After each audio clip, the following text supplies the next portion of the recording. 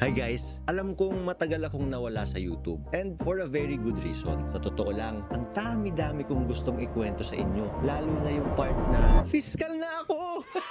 Ay, grabe. Ilang buwan na akong fiscal pero hindi pa rin siya na-absorb ng utak ko. Hindi ko pa rin siya ma-take in. Parang panaginip pa rin siya. Grabe! Grabe talaga. Yun lang ang masasabi ko guys.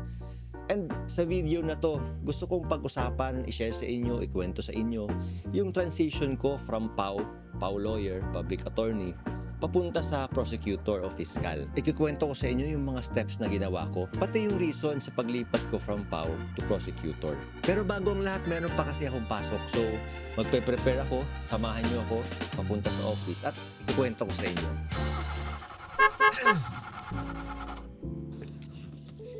So bakit nga ako nawala? Gaya ng sabi ko kanina, dahil sa trabaho. Para ho sa mga hindi nakakaalam, dati ho akong PAW lawyer o public defender, public attorney, manananggol pambayan. Ngayon po kasi, na-promote and na-appoint ako as public prosecutor.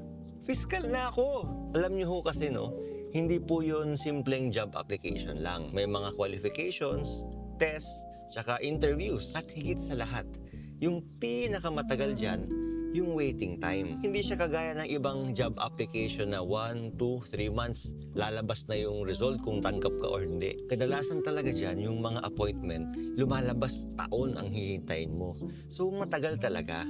At syempre, ang trabaho po ng prosecutor ay hindi biro. Tulad sa PAW, you deal with real people, real consequences, and real lives. Kaya syempre, I had to step back from YouTube muna. Lalo na't hindi ko pa namang gamay ang trabaho ng prosecutor.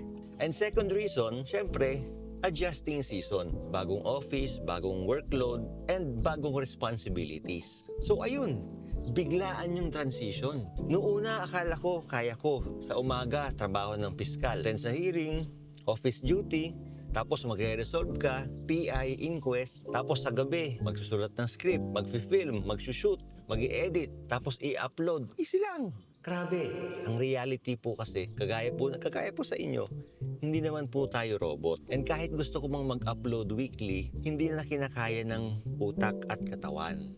At pinaka-importante sa lahat, no, na pwedeng maging tip ko na rin sa inyo, pag meron kayong inaaral na bagong skill, dapat iwasan nyo yung mga distraction. Ika nga dapat laser focus. Kasi pag nakafocus ka, mas madali mong maiintindihan at magagamay yung inaaral mo. And third reason kung bakit ako nawala, syempre yung boundaries and unfortunately, burnout from PAW duties. Bago pa ho kasi ako ma-appoint as public prosecutor, sobrang burnout na po ako sa trabaho ng PAW.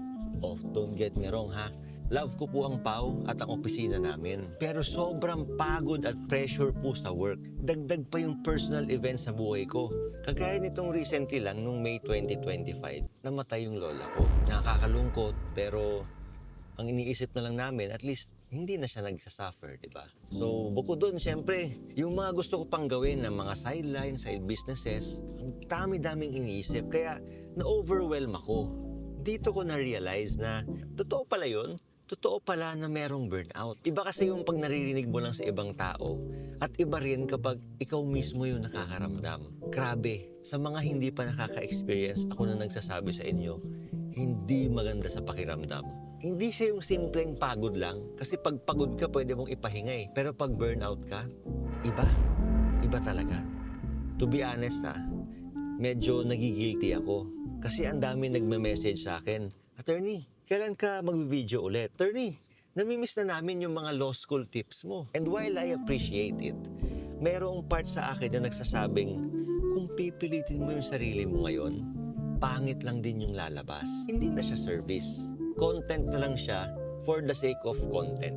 Alam niyo yun, yung ganong feeling. So, I chose to be quiet muna. Mas pinili kong ayusin muna yung new role, ayusin muna yung utak, at ayusin yung schedule. Na to be honest, hanggang ngayon, inaayos ko pa rin.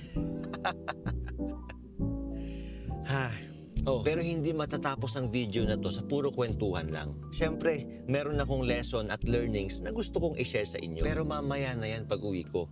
Ngayon, meron akong pasok sa office. Samahan niyo ako. Tara.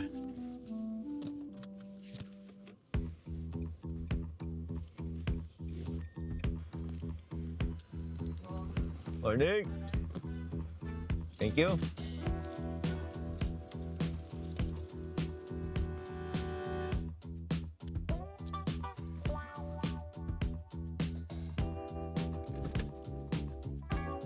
Hello.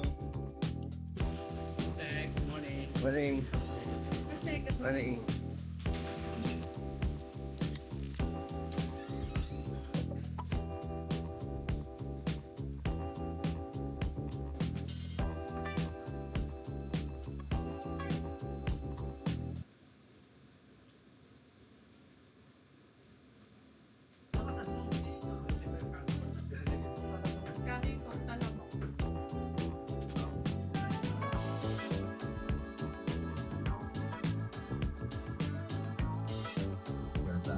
Why did Walmart try before? Talk to change their lives. The goal isn't to be Hi guys. Okay. Teka.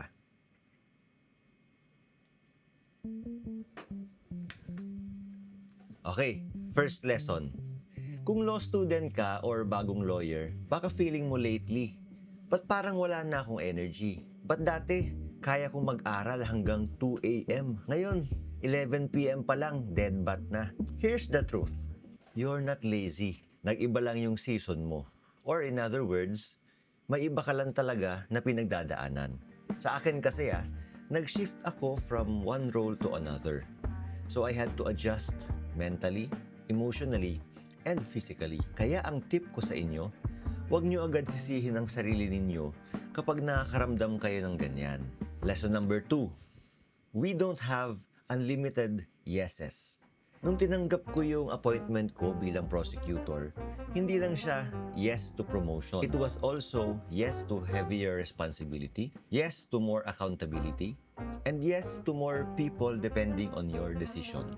Pero automatic din na no to spontaneous coffee dates, no to binge watching on weekdays, at syempre, no muna sa consistent uploads. Kasi guys, ganun talaga siya eh. Every big yes in our lives comes with the automatic no's kahit hindi mo sinasabi out loud. So kung nasa point ka ngayon na nagle-level up ka, bagong job, bagong environment, bagong friends, bagong relationship, at kinakailangan mong mag-yes, normal lang naman talaga na may kailangan ka ring i-let go temporarily.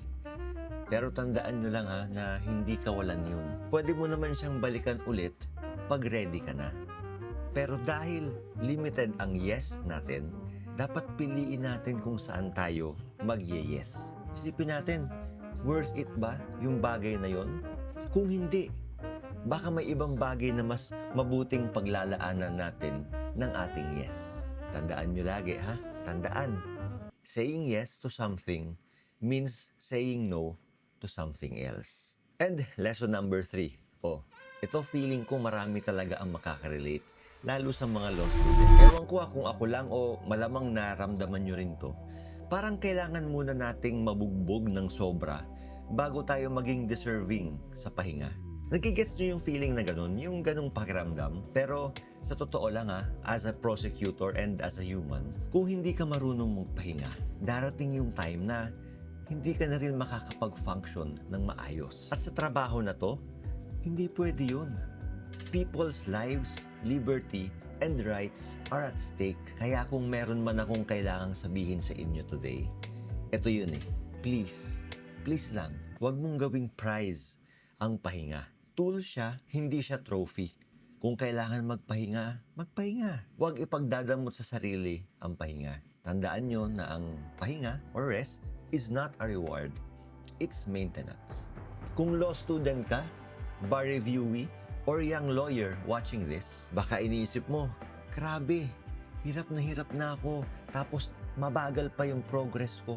I just want to tell you, kung feeling mong nahuhuli ka, kadalasan hindi ka naman kasi talaga late Iba lang talaga ang rutang dinadaanan mo. Tandaan nyo na hindi naman tayo pare-pareho lahat ng timeline. May iba sa atin, diretso straight sa law school, diretso straight sa bar, tapos diretso straight sa work.